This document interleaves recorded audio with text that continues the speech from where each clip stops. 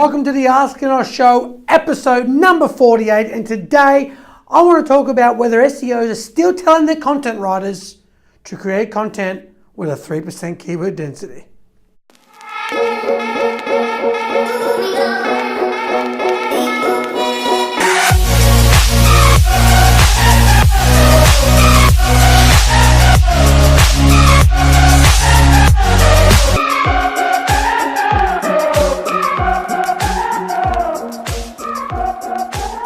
Much for joining me today. It's a little bit of a rant with a little bit of valuable information, specifically targeted at content writers and businesses. Now, this all came about because we try new content writers, or we believe content writers are good for certain topics and other content writers are good for certain topics. And so we are sort of building out and expanding the content production team. Now, when we recommend and suggest different types of content to get created on a particular topic and provide a bit of a basic framework, the reason why we do that isn't because we're lazy, it's because we really want to unleash the content writer's ability. Steve Jobs said we don't hire smart people so we can tell them what to do. We hire smart people so they can tell us what to do. And when we are going out to ask a content writer and send them a suggestion based on data and research that we've done, we therefore want to unleash them and allow them to use their creativity and their intuition to create something that's valuable and provide as much information from our point of view in terms of the demographics, in terms of what's already, what people are finding interesting, and give them a meaningful framework to work off, but do not sort of limit their creativity by an endless list of what we believe they should be doing. So when that happens, your procedures are limiting their creativity. And it gets worse. When we start telling content writers from an SEO perspective to write an article and throw in this amount of keywords, you're going to write a 1,000-word article and it needs to be with a 3% keyword density. Or we're writing a 2,000-word article and we need to mention this keyword 200 times. Right? I mean, come on. Like, you're never going to create a piece of art focusing on this amount of data and focusing on this amount of restriction. Nothing great is going to, I believe, would ever come about from it. And even if something valuable does come out of it, it won't obviously reach its potential. So never get a content writer and then limit them with pointless instructions and just going overboard with restrictions and going overboard with a sort of framework to work off that is just limits their ability to write a really interesting and meaningful piece of content. So I just wanted to say that for now. And also I just want to give you a little bit of insight into how we sort of like to work with content writers from the point of view that, first of all, we have to understand, is the content we're creating for what people are searching directly on Google or Bing? So are they sort of coming from a point of view of a strict Google search, or are they landing on this piece of content through an ad on social media or through links coming from, let's say, a forum? So they're finding the article every other way except a Google search versus finding the article from a Google search. So our intent is based on one of these factors in how we create the content. Not everything people write searching for on Google is going to have the best SEO benefits later on down the line. So what do I mean by that?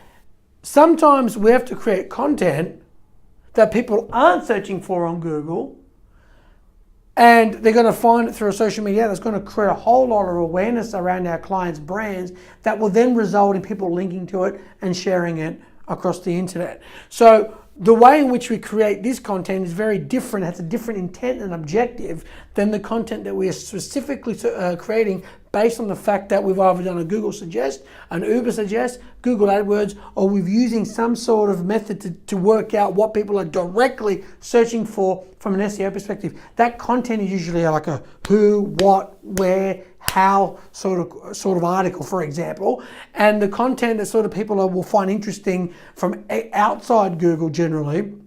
And we use software like BuzzSumo to sort of help us work that out, and then just good old-fashioned manual research, right? Working that out. And so that article may look like, the top 15, let's say your client is in the bridal space. So it'll be like the top 15 destinations to get engaged, right? On Instagram, right? So then we go and research Instagram. And so while that article is then uploaded on our blog, that's not something that people are actively searching for on Google, number one. But number two, they will still find it valuable and they will still link to it, and it will still create a bit of awareness out there, and it'll still sort of make strides and waves into an audience. So what that will then result into and provide SEO benefits is people may link to the article, or people will share the article, and we're creating a whole amount of links through that, and then we can use outreach link methods to sort of ask people to link. One of the things that we're doing right now is, let's say we're creating an article about a brand new trend. So the trend could be mixed bridal parties, right? And so we are then going to target sites and blogs that are talking about 2019 trends in the bridal space that haven't mentioned that mixed bridal parties, for example, and then we'll ask them, hey, do you want to actually link to this article? But that's obviously the external link and link strategies, and I'm talking about that, but I really want to keep it specifically to creating content that is going to be valuable. But just giving you a bit of context and insight into how we approach the two different ways of discovering the content that will then later on result in SEO benefits. But more importantly, brand awareness, and obviously people can see that they're interacting with our brand, they're leaving comments on our blog, they're leaving comments on social media. People are interacting with us. It's not just valuable for SEO, it is valuable for SEO, but it's not just valuable for SEO, because it will improve also click-through rate and things like that, but it's also really valuable because people are interacting with us. And that is really what we're trying to capture, because there's so much competition on the web. And then once we sort of got a great piece of content, we then send it to the content production team. We work out, is it just going to be a text article? Are we going to focus whether it's going to be a word and video, so it's going to have text and video? Then we're going to work out whether it's just going to be a podcast with a transcription on the bottom, or then we're going to work out whether it's going to be a video with just a transcription on the bottom. It might even be, I mentioned word and video. So, working all that out is already hard enough, and then talking with your content production team and working out, okay, this is what everyone is doing. We can find out on BuzzSumo. This is what's already working. This is what we want to create. What goals and objectives do we want every piece of article to have? What are we trying to do with this piece of content? Who we're going to actually outreach it to? Who's going to find it valuable? Who's going to want to link to it? All this is different. It's already difficult questions. And the problem is we're so focused on sometimes going to the other end of the extreme, trying so hard to create a viral piece of content. And the harder you try to make a viral piece of content, a lot less likely you're going to make a viral piece of content. Usually if something goes viral, it has gone viral without the actual intention of going viral, getting something to go viral. And so usually it just doesn't make any sense to sort of focus on that. Focus, step back for a moment and work out, okay, why are we creating this piece of content, and answer those questions that I just mentioned. Step back a little and see what's already working. Focusing on, okay, in the bridal space, people find this valuable. How much content has wedding flowers already been spoken about? Can you really add a piece of content that's going to be so great around wedding flowers that people are going to go, wow, I can't believe I've just landed on this piece of content? And once you sort of get into that mindset, you will start creating something valuable. You will start creating something that potentially may go viral. But even if it doesn't, you're still having an impact. And then working out on social media and whatnot, what people will actually think of the article. I find quizzes and lists are a great way to build a really well-produced piece of content, but it comes back to the topic, of course. And that's so difficult to do, figuring out, okay, we've got a topic, we've got something really valuable to add that not a whole lot of people are talking about, or even if they are, we really have something new to add. So it's like they're already talking about 2019 wedding bridal trends, but they haven't mentioned this trend, and we want to create this really awesome article to target this outreach group of sites or wherever, and we're going to target this group amount of people on social media, and we're going to start targeting it everywhere we possibly can. That's already going to be hard enough to get the results that you want from that, rather than being bogged down on, I want a 3% keyword density rate. I want to have blah, blah, blah, blah, car storage services Sydney, blah, blah, blah, blah, blah, car storage services in Sydney, blah, blah, blah, blah, blah, services about car storage in Sydney, click here.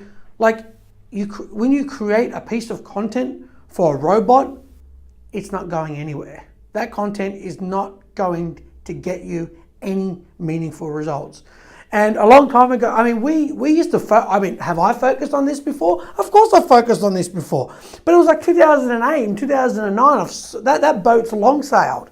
And the fact is, I thought we've moved past that a lot of the time, but it just seems like when we speak to a new content writer, they're coming back to us with keyword densities. So that means that there's a lot of SEOs out there that are still hammering their content writers to focus, purely create content purely for an algorithm.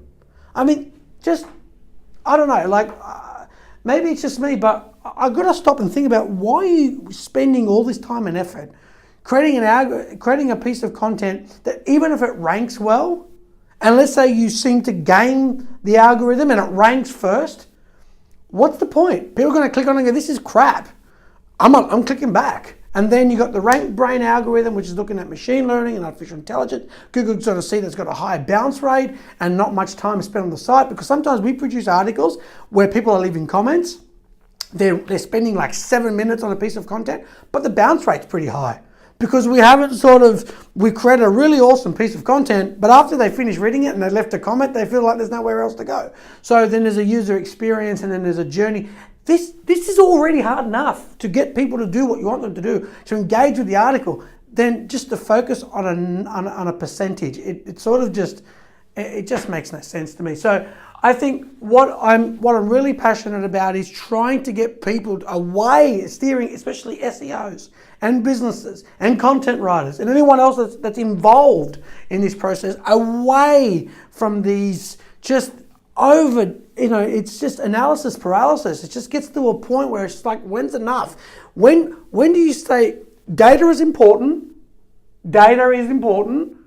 But when do you start switching over and start saying, you know what, art and intuition are just as important, if not more important, and how much now can we flex our creativity and put a lot of time and effort and money and into this piece of content that we believe is going to be amazingly valuable for the target market.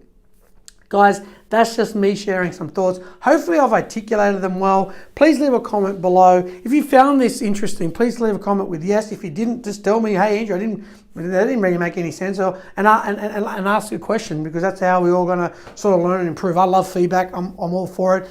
I know what I wanted to say. Hopefully that was sort of